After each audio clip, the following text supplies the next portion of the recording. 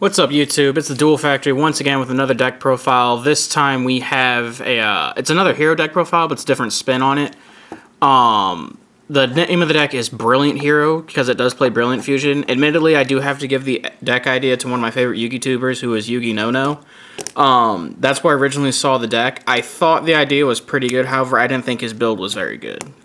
Mainly because it was playing a lot of cards I thought were unnecessary, and he wasn't playing the best combo that this deck uniquely has access to, which is Darklaw Durendal.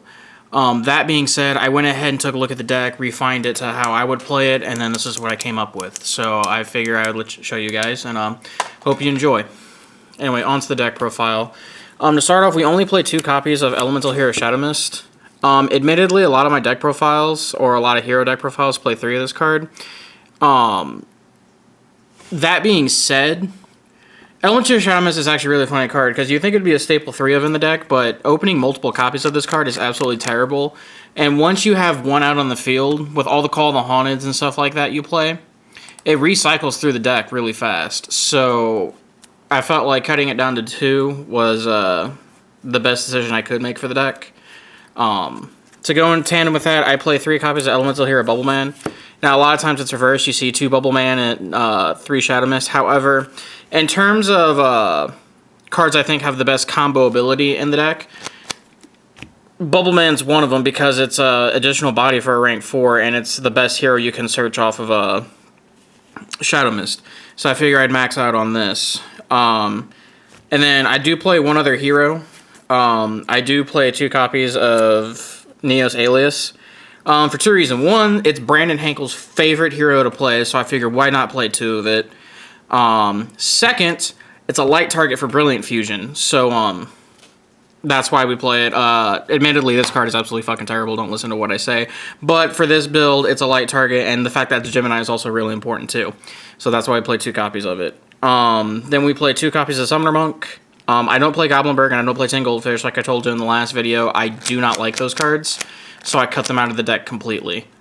And then the last monster I play is one Gem-Knight Lazuli. Usually people play Gem-Knight Garnet, but I like this one.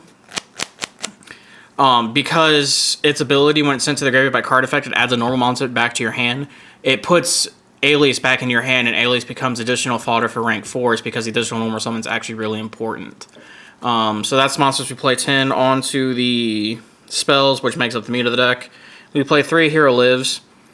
Typically, if you open this card, it's turn 1 Darklaw, and it's really hard for your opponent to deal with.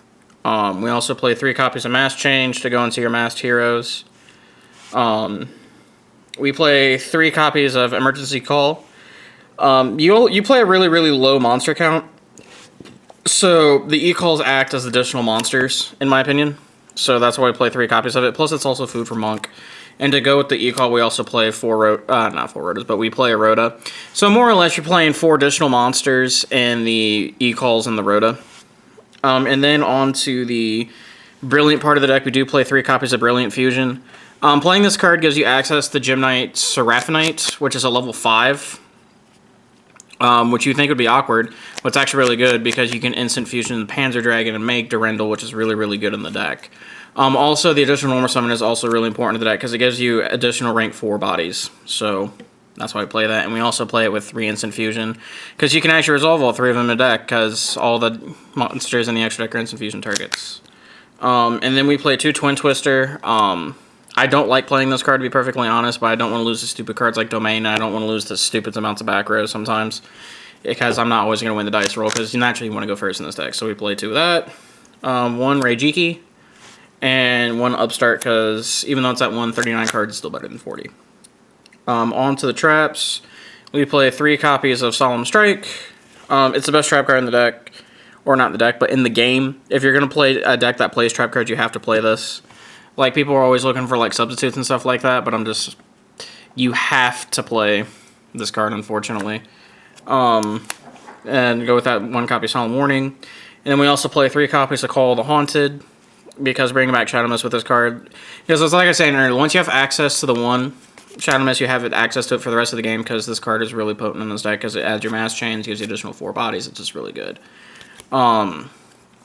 We also play 2 copies of Phantom Knight Wings. This was another idea that I got from Team Shockwave. The hero player on there, I thought he was kind of a prick, but his idea was really good. But that's just my opinion. But being able to protect the law is really good. Plus, it makes your Dark Law 2900. So that being said, I think this card's really good. It needs a little bit more testing, but we'll find out how that goes. And then we also play the 1 copy of Bottomless. It's the only Rafflesia target I play. With new Millennium Pack being out, I kind of want to pick up a Trap Hole Spikes, because me and my buddy Ray were talking about it, and being able to Mirror Force during your opponent's turn with Rafflesia is really, really good. So, I might try to pick one of those up and test it out, but for now, the 1 Bottomless is fine. And that is the main deck. It is 40 cards. And then, let's see, on to the extra. To start off, we play 2 copies of Master Hero Darklaw. I finally picked up Ultis. Thank you to Wade and, again, my buddy Ray. It's a really big help. But yeah, he's the go-to guy in your deck. We also play 1 copy of Anki. Like I said, he's the biggest body Master Hero you can go into, and being able to search mass changes are really good. 1 Acid, Harpy's Feather Duster on your opponent's side of the field, plus it makes them all monsters 300 attack points weaker, so that's really good. Oh, damn, dropped the camera. Hold on. Sorry about that, guys. But, let me re-angle it real quick. We also have 1 copy of Norden, because we can only play 1, but this card's really good in this deck, because it allows you to make it really big boards. The 1 copy of Seraphinite. Sometimes I wish I'd play 2, but the 1's fine. And the 1 copy of Panzer Dragon, so if you open Brilliant Fusion and Instant Fusion, you have Raigeki Durendal first turn. And that's it for the fusions. On to the rank 4s. We play 1 Castel, it's the best generic 4. 1 Dweller, second best generic 4, and I make this card all the time. We play 1 Giant Hand, because it's really important to protect the Dark Law from monster effects. I play 1 Emeral. It's really potent in this deck, because you can use the second effect to target Alius and bring it back for additional rank 4 bodies, and putting your play such a low monster count as well, so recharging your deck's really important. The 1 Rafflesia, because Dark Law Rafflesia is really good. And then on to, I play Utopia, and I play the Lightning. And then for the last card, I play 1 Artifact Durendal.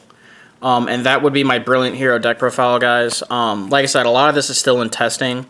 However, I think the Brilliant Fusion in the deck is potent enough to warrant playing it. Plus, it also gives you access to the, like I said, the classic combo of, well, not that card, but Durendal and Darklaw. And making your opponent start with 4 cards with a macro on your side of the field is really good. Plus, it's 2 2400 beaters, which is really, really, really good in the deck. So, like I said, I'm still tinkering around with it, but other than that, that'd be my deck profile, guys. Always remember to like, comment, subscribe. Later.